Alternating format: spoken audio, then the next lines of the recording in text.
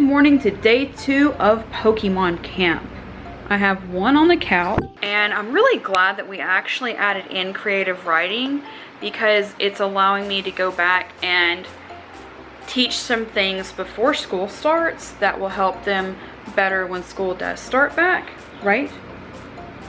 And do you like the writing assignments? This is the one that actually she wanted writing prompts, and I think this was one of the ones you suggested. Was this one of the ones you suggested? No, I think this is one of the ones Mom suggested. Yeah, so one of them suggested about like wanting to write about the professors. So today for day 1, we're doing the professors. I will show you real quick. One of them hasn't started yet. Let me show you real quick what we are doing today for day 2. Now, the reason I'm showing you packets today and I haven't before is that all of these are free printouts.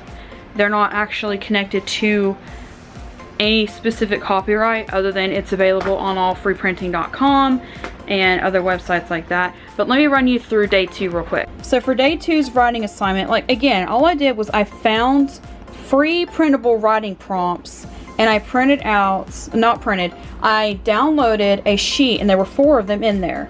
So all I did was I scanned a sheet of their writing paper. I could have made my own. It would have probably looked better, but I was really in a hurry. I wanted to get it done because this was very last minute. So this is how I did it to just get it through whenever I didn't have a lot of time to actually go back in and edit a little bit more into Photoshop like I would have liked.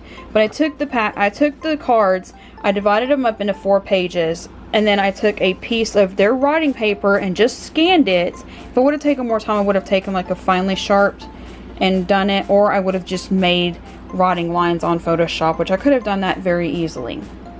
But anyways, so I took the card, I scanned it. So today's writing prompt is about writing about your favorite professor, but it also includes drawing a picture of your favorite professor. So I left the second page blank.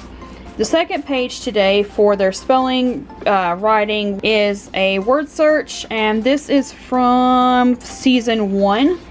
They had a couple of different ones. This one's from season 1 of it. Today's Who's That Pokemon? Here is the picture. One of them is already currently working on it. I'll show you that in a minute. The second page of math for today is subtraction. Once they finish the subtraction, they can color the pictures. And the fun page for today is a coding page. So this one is from, I think it's from Hoenn, but they're going to use the codes and they're going to figure out this. And that will wrap up day 2. I told them that once they've reached the writing prompt, they're done for each day. They do have to, I have requested that they do it in order to make sure they're not just doing the fun page and then forgetting to do the rest of it. So here is hers, about a third, close to half the way done of her Who's That Pokemon. So she's working on filling that in for today. Today's is division, and the first page I actually went to print this from, I thought was the original page, and it wasn't full print size, so I expanded it on Photoshop, and then come to find out later that it actually wasn't the original page. And I hate when they do that. So I went back to the original page and printed some of the others, but so I actually had to go back and tell them it was division symbols, not plus signs. So here is their key, and she's working on filling it in right now, and then once it's finished, we'll show you again and then have you play Who's That Pokemon along with us. So like I said, the original page that was sharing these did not have full-size prints. I found the original page that these are from, and it's actually from coloringsquared.com. So what we've done is I went ahead and reprinted and relabeled for this one. But if you want to do the Pokemon packet for kids who are not old enough to divide and you still want to do the coloring squared, you can do either an answer sheet or just a color by number, and it's the exact same character. So now I have an answer sheet that if they just get completely stuck, then I can go back and look and see where they've not filled some of them in quite right. So I'm going to look at that. But I have this for now to help them, and then I've reprinted them to be a little bit clearer because these actually print a full page. So coloringsquared.com, that's where these came from. Here's what it looked like when one of them finished, and she didn't like press as hard as I did on some of these. So here's the one I did.